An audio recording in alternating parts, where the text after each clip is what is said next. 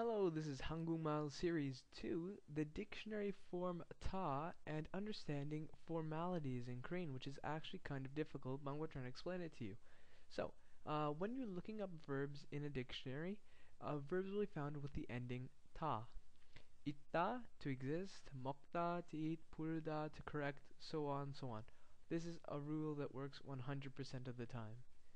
So, when we remove 다 from this, we'll get the base of the verb, and that's a staple form of the verbs used to create many other verb forms. So many forms of verbs will stem out from the base, and base is basically you have 있다, base is eat, 먹다, base is 먹, 불다, base is 불. And this is very important to know because we're going to be using the base a whole ton as we go on through this. Okay, so that's very simple. 다 dictionary ending. Now, I've also included a formality chart in Korean. So formalities are actually very complicated in Korean. I find it's very difficult at first, especially for learners that are just getting into this, to figure out what's going on. So the first difference that I want to bring to you is that I separated these two for a reason. This is respect.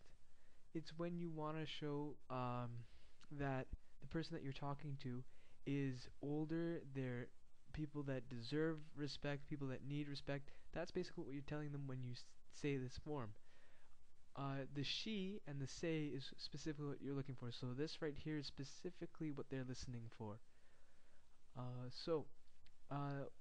When you go down, what I've done is formality. So respect, this is important. Formality, these are important. So when you're just starting a conversation with a Korean that you don't know, you want to start the highest level, which would be 합니다 or 하십니다. How do you know which one to use, like 하십니다 or 합니다? 하십니다 is when you're talking about them, describing their actions, while 합니다 is going to be talking about your actions or describing things in general.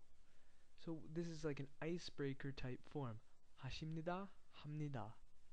Once you get more comfortable with them, you can then bring it down to the next level, which is 하세요 or 해요.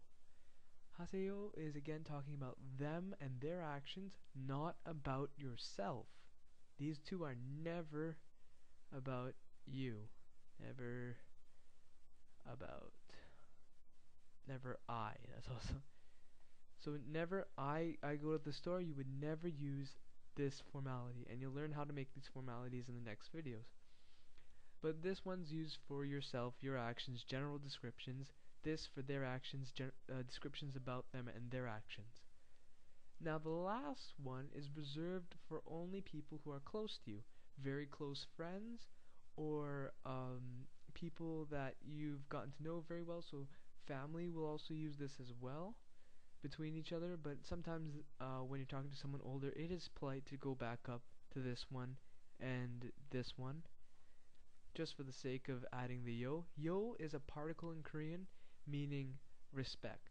So whenever you add yo to something, you're allowed to just say an object plus yo, and that's the proper way to say it to someone that's older than you. For example, if I wanted to say it's a door, you want to say 문요. Like just saying door plus yo. 문요. 문요 is more polite than saying 문. So that's what you have to make sure. Yo is the next big thing there. So the two top ones, 하십니다 and 합니다. Let's just clear this. 하십니다, 합니다, icebreakers, talking about them, talking about you. 하세요, 해요. This is now you know them, now you've gotten more comfortable with them. This is talking about them. This one, 해요, is talking about you or general descriptions. And this one is reserved only for friends, family, people that are very close to you. 한다, 하다. Notice that it has the ta ending like how we learned in this lesson. These aren't related, unfortunately, to the dictionary form. It's very close to it, but it's not. And the nian right here, you'll learn how to use that much later. I don't want to teach you. This is called panma. You may have heard it in dramas and stuff. It's basically really rude, and I'm afraid of you guys embarrassing yourselves. So I'm not going to teach you how to make this just yet. You'll hear it a lot, but I'll teach you later when you know and you're comfortable with these ones first. Because I felt really awkward only knowing panmal and then being afraid that I will forget the yo or the seo, because that's really really rude if you do that. So be polite, use this with other people, use these two guys when you're talking about yourself to other people, and these ones with really close friends. Basically you drop the yo, except you also drop the say too. Okay, I'll teach you how to make these later, don't worry about it, okay? Okay, so formal icebreakers, these two, getting closer, very, very, very close. Creepishly close. No, good friend close. Okay, thanks for listening. Bye.